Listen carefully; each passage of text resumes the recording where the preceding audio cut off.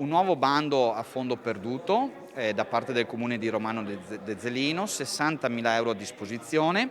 Le domande sono partite dal 19 luglio e si potranno fare fino al 13 di settembre. È un bando rivolto soprattutto a quelle attività che più a lungo sono rimaste chiuse, quindi parliamo di bar, ristoranti, settore ricreativo, settore sportivo e il fondo perduto va da 500 a 2.000 euro in base al numero di addetti.